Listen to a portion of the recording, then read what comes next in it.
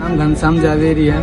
उन्होंने मेरे को छुट्टे ही मारा पीटा बहुत ज्यादा और मेरे बीच में लात मारी, जिससे मैं बहुत परेशान हूँ। कह रहे हैं कि शिकायत दर्ज करोगे आप तो हम गरीब इंसान हैं, उनके कोई कुछ नहीं कर पाएंगे हम।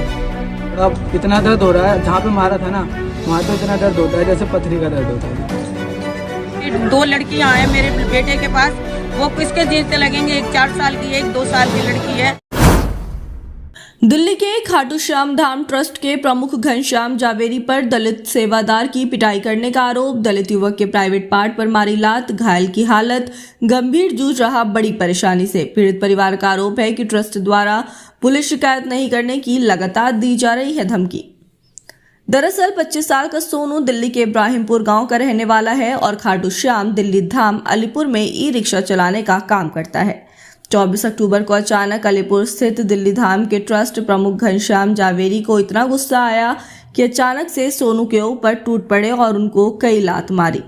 एक लात सोनू के प्राइवेट पार्ट पर लगी और वह वहीं पर बेहोश होकर गिर गया। दिल्ली धाम में काम करने वाले दूसरे कर्मचारी उन्हें ई रिक्शा में लाद कर घर पर छोड़ गए। इसके बाद से पीड़ित आसपास के ही डॉक्टर से इलाज करवा रहा है, क्योंकि वह काफी गरीब है, इसलिए किसी अस्पताल में भी नहीं गया।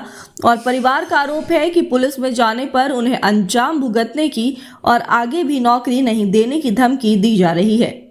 पीड़ित दलित समाज से है और काफी गरीब है, जिसकी 2 छोटी छोटी बच्चियां भी हैं। पीड़ित परिवार को डर है कि यदि इस घटना में सोनू अपंग हो जाता है तो इन बच्चों का पालन कौन करेगा।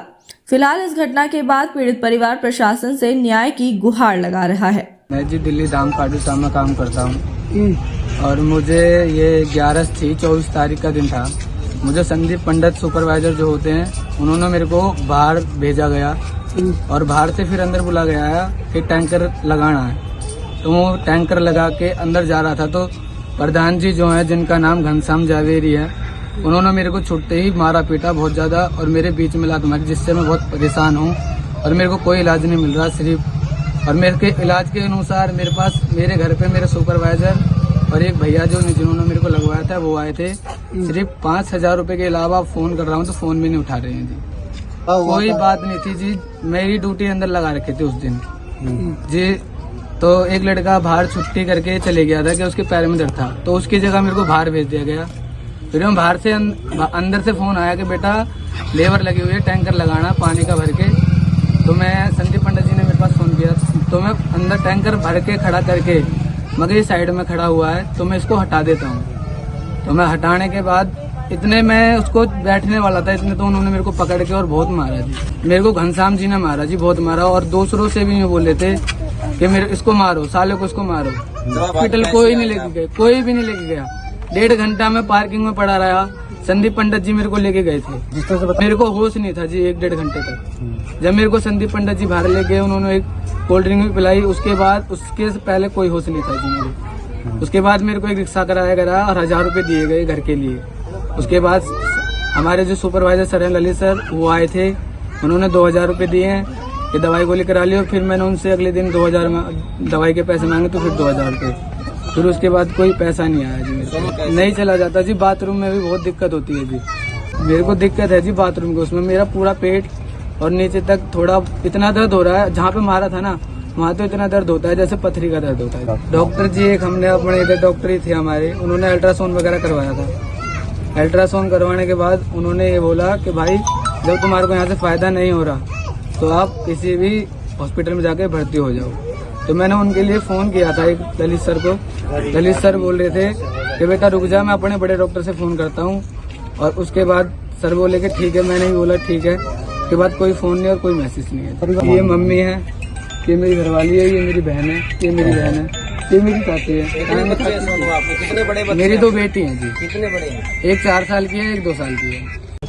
नहीं जी शिकायत तो नहीं। फिर मैंने अपने घर वालों से पूछा कि मम्मी कोई कंप्लेंट की, तो मम्मी कह रही है वहाँ से फोन आ रहा है कि कोई कंप्लेंट करेगा तो आपके साथ अच्छा नहीं होगा, धमका रहे हैं बार बार। तो इसी वजह से मम्मी ने कोई कंप्लेंट नहीं की, मेरे को होश नहीं था जी। मैं शीतल बोल रही हूँ, मैं सोनू की मम्मी। मेरे बेटे के साथ मारा छेड़ी इन्होंने खूब करा मालिक लोगों ने। कहाँ काम करता है? दिल्ली धाम।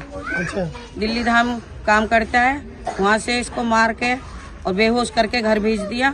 उसके बाद जैसे हम शिकायत दर्ज कर रहे हैं तो उनको हमें धमका रहे हैं। क्या कह रहे हैं? ये कह रहे हैं कि शिकायत दर्ज करोगे आप तो हम गरीब इंसान हैं, उनके कोई कुछ नहीं कर पाएंगे हम।